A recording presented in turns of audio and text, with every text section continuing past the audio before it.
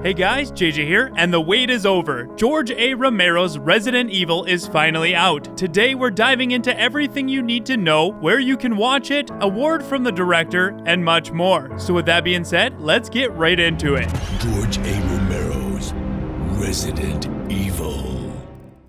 George A. Romero is widely known as the godfather of modern zombie horror, thanks to classics like Night of the Living Dead, Dawn of the Dead, and so on. However, what many fans don't realize is that Romero himself was originally set to direct the very first live-action Resident Evil film before the project ultimately went to Paul W.S. Anderson. This left many fans wondering what could have been. Seeing the creator of the modern zombie horror genre take the reins of the film adaptation of the fastest-growing zombie survival horror game of its time, Resident Evil, seemed like a perfect match. Unfortunately, we were left with more questions than answers. That was until now. Last year, director Brandon Salisbury announced his plans to explore the untold story of what could have been, creating a documentary that would uncover the what-if scenario and dive deep into all the details. This project would be titled George A. Romero's Resident Evil. Now the wait is finally over. George A. Romero's Resident Evil is officially available in North America on a variety of streaming platforms,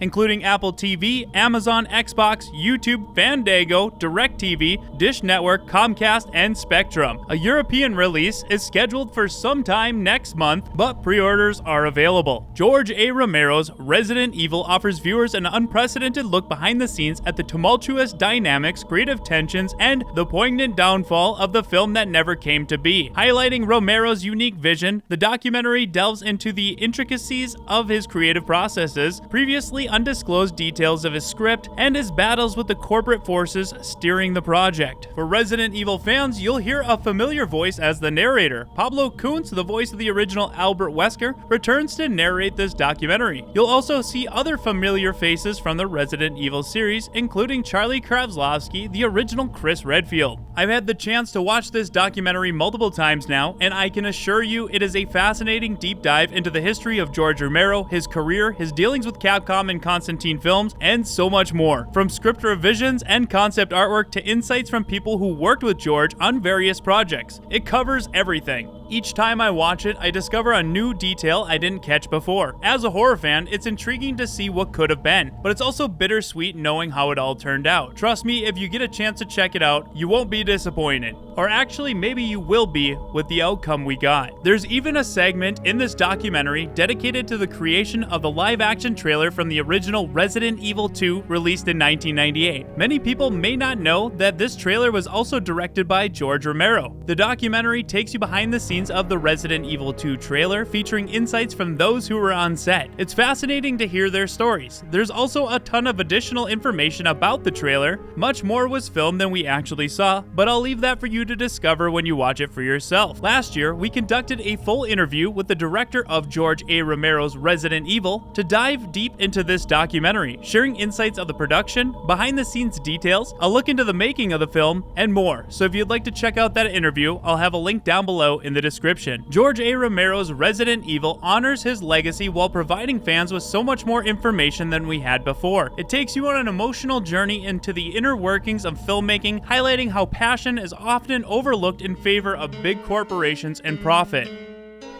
Sounds like another large corporation we're familiar with.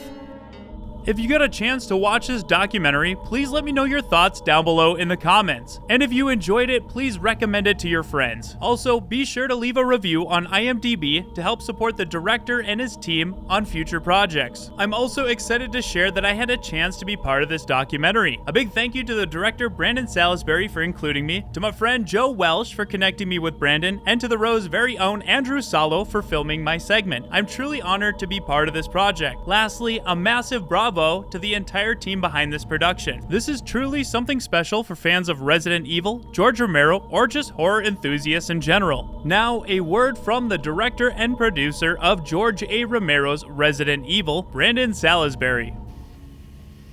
Hi, this is Brandon Salisbury, the director of George A. Romero's Resident Evil. I just want to thank all of you for the love and support that you've given this film. George Romero inspired me to become a film director, and it was one of my greatest honors to be able to tell this story about this film that he ultimately never got to make, and to talk more about his legacy. So I just want to thank you for all the kind words that you've given. This was a true undertaking. It was a 5-year journey to get to this point to release. So I just want to say again, thank you. They're coming to get you, Barbara. Yeah, they're dead. They're all messed up. George's films literally changed the face of horror as we know it.